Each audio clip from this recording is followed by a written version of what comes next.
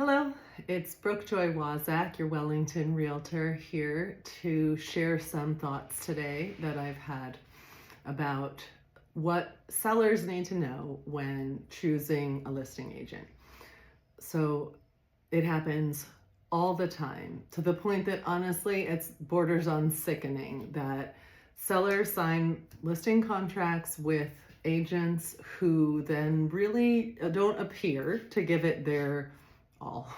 And I think there's a really easy way for people to solve this if they just knew a few things that they should consider before signing a listing agreement with a realtor. And I am in Florida, so real estate laws can vary state to state.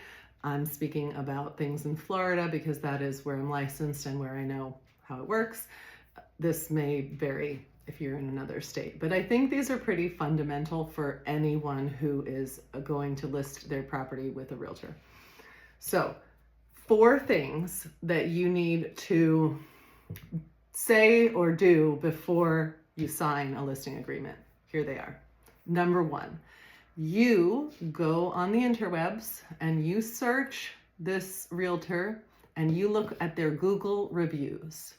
You look at how many reviews they have, you look at the actual number of stars, and read some of the reviews.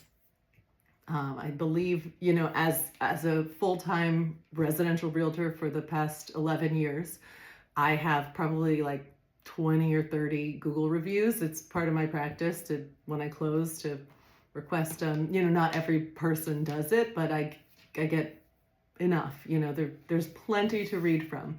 And just as a side, they're all 5 stars. So if you are speaking with an agent and you come across their Google reviews and you see some 2s or 3s or don't see any at all, it's something that you might want to consider or investigate farther. Okay, number 2, is being a realtor their full-time job?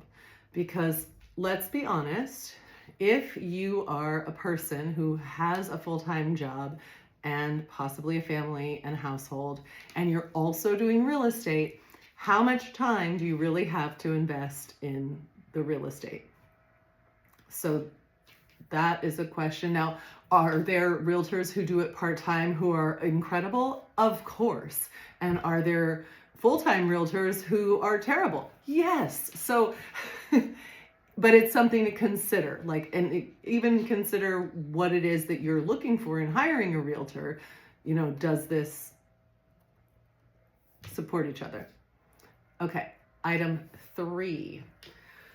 What are you actually getting for their 2.5%, 3% commission? That is negotiable, as we all have learned over the past few years with all the litigation, but it was always negotiable. So if you were actually paying attention and knowing the rules of where you work, you would have known that. Not you, but realtors. So that being said, what are you getting? I'm very specifics. 2 open houses a month, accompanying all the showings, support with staging, getting the photographs done. What marketing are you specifically doing? Are you going to send out mailers? Are you going to hang door hangers for your open house? What are you actually doing? And please itemize it and look at it and negotiate that for yourself. If they say open houses don't really sell properties and we don't need to do any, and you think that that's important, say, well, I'm not going to sign with you unless you do X number of open houses per month. So that's item 3. What are you getting for the commission that you're paying to your listing agent?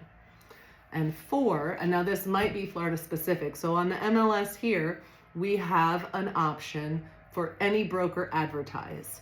That means that if I'm a newbie little realtor and I'm just trying to drum up some business, I want to promote other people's listings because I don't have any yet, So then I can, if it says any broker advertise, I'm allowed to take that listing information and advertise it and potentially find a buyer that I could then bring, and then I'll make my commission that way.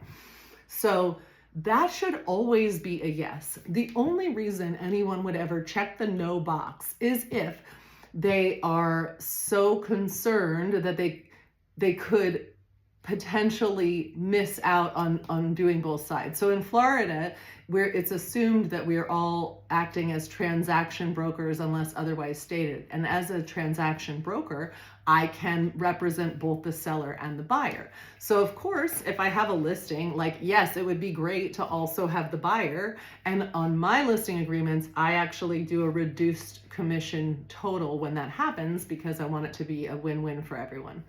But a realtor who would want to select no for any broker advertise, I guess I would assume is banking on the potential that they could bring the buyer and make a higher commission. But it seems like a cut off your nose to spite your face kind of thing. Like, you're shooting yourself in the foot. Why not have as much promotion of your listing as is humanly possible, and use the multiple humans that are willing to advertise it for free to maximize that?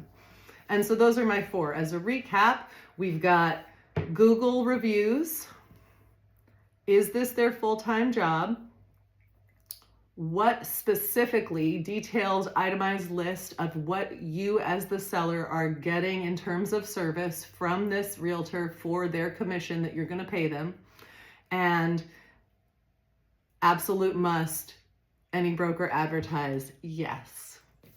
I hope that's helpful. And if you need a realtor in Palm Beach County, I would be glad to sit down and talk with you about what it is you need and if I can provide those services.